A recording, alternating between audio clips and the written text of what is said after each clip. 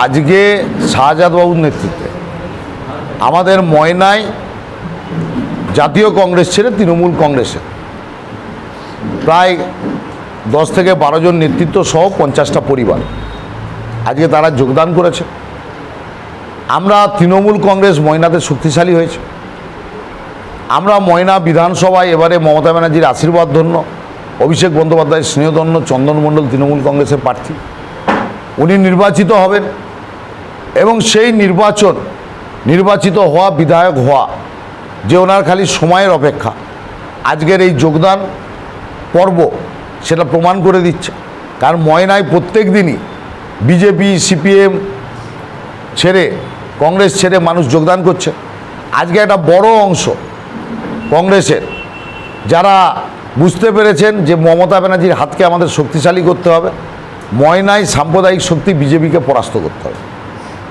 অশোক দিন্দা 5 বছর ওখানকার বিধায়ক ছিলেন, যাকে ময়নার মানুষ প্রয়োজনে পায়নি, যিনি ময়নাতে 5 বছরে কোনো উন্নয়নের কাজ করতে পারেননি, বরঞ্চ সেই ময়নাতে 2021 সাল থেকে 100 দিনের কাজের টাকা এই কেন্দ্রের বিজেপি সরকার বন্ধ রেখেছে।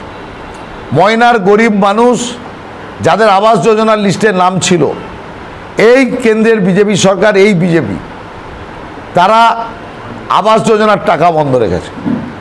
ময়নায় জল মিশনের যে টাকা, বাড়িতে বাড়িতে পানীয় জল পৌঁছে দেওয়ার যে টাকা, সেই টাকা বন্ধ রেখেছে। তারপরও ময়নায় মমতা বন্দ্যোপাধ্যায়ের দপ্তর থেকে পথশ্রী রাস্তা হচ্ছে, লক্ষ্মী ভাণ্ডার দেওয়া হচ্ছে, কৃষক বন্ধু দেওয়া হচ্ছে, যুব সাথী দেওয়া হচ্ছে, কন্যাশ্রী দেওয়া হচ্ছে, রূপশ্রী দেওয়া হচ্ছে।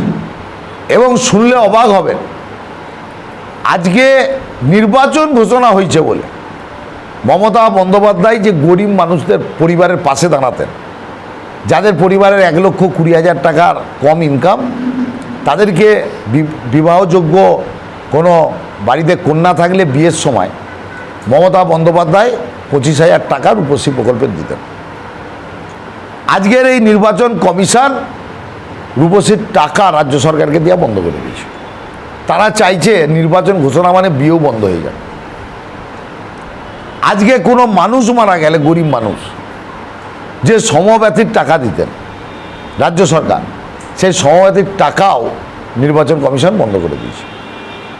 তাই আজকে কংগ্রেস কর্মীরা তারা ময়নার উন্নয়নের স্বার্থে চন্দন মণ্ডলকে নির্বাচন করানোর লক্ষ্যে, মমতা ব্যানার্জির হাতকে শক্তিশালী করা, সেনাপতি অভিষেক বন্দ্যোপাধ্যায়ের হাতকে শক্তিশালী করার লক্ষ্যে আজকে তারা কংগ্রেস ছেড়ে তৃণমূল কংগ্রেসে যোগদান করলেন।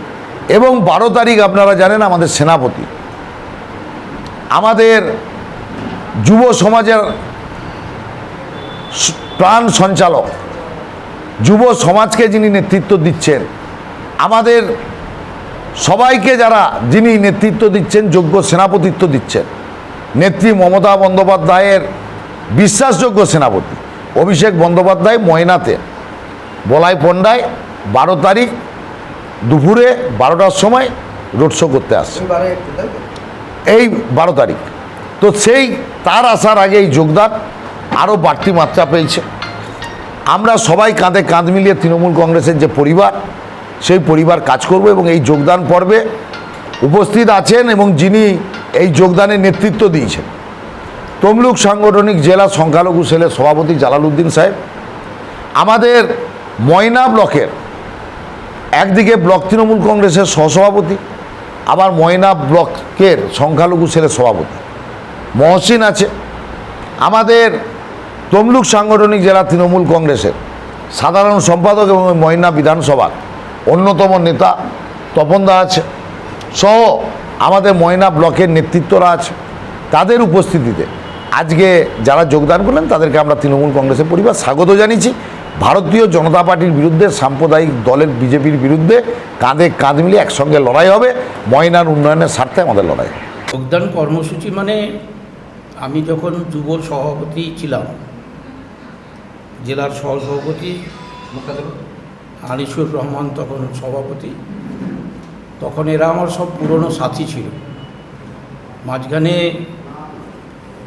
আমাদের সঙ্গে গাদ্দারি করে যে সংগ্রাম দল বিজেপি করছে এখন, সে এদের বিভ্রান্ত করে এদের সঙ্গে খুব খারাপ আচরণ করার ফলে এরা সকলেই কংগ্রেসে চলে গেছিল। প্রায় 6খানা বুথ পুরো সকলে কংগ্রেসে চলে গেছিল।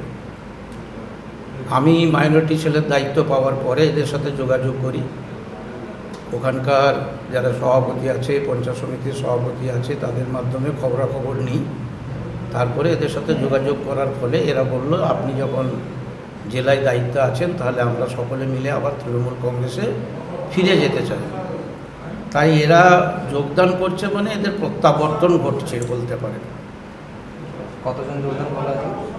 আজকে ওই 6খানা বুথের এখানে এসেছে 50-60 জন, কিন্তু ওই 6খানা বুথের যত কংগ্রেস কর্মী বা যারা লুকিয়ে সিপিএম করতো তারা সকলেই মিলে তৃণমূল কংগ্রেসে যোগদান করছে। এই কর্মসূচিটা কোথায় হলো, কোথায় করলেন যোগদান কর্মসূচিটা? যোগদান কর্মসূচি আমাদের এই জেলা পার্টি অফিস কুলবিড়িয়াতে হচ্ছে।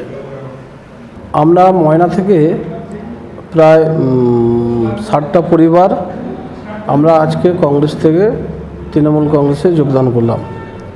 মূলত হচ্ছে যে আমরা অতীতে তৃণমূলই করতাম। তৃণমূলের আমরা পঞ্চায়েত সমিতির কর্মাধ্যক্ষ ছিলাম এবং তৃণমূল কংগ্রেসের মাইনরিটি সেলের সভাপতি ছিলাম। জোর করে সংগ্রাম দোলয় নিজের জোর করে দলের সিদ্ধান্তের বাইরে বিজেপি মনোভাবাপন্ন লোকেদের দিয়ে বিভিন্ন জায়গায় তারা সংগঠন করার চেষ্টা করছিল। তাই এবং জোর করে আমাদের করার জন্য আমরা একসাথে কাজ করতে পারিনি। তাই আমরা কংগ্রেসে চলে গেছিলাম অভিমানে। দল যখন সংগ্রাম দোলাইকে বহিষ্কার করেছে তখন আমাদের তৃণমূল কংগ্রেসের সাথে, এটা হচ্ছে আমাদের ঘর, এখানে আমরা শান্তি উপভোগ করি, এখান থেকে আমরা স্বাভাবিকভাবে স্বতঃস্ফূর্ততা অবলম্বন করি।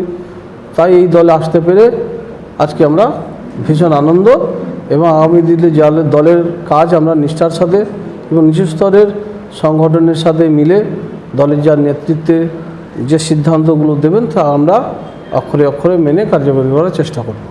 আপনার নেতৃত্বে যোগদান করা হচ্ছে না? হ্যাঁ, আমি পঞ্চায়েত সমিতির প্রার্থী ছিলাম কংগ্রেসের এবং মুর্তজা মল্লিক ইনিও কংগ্রেসের প্রার্থী ছিলেন।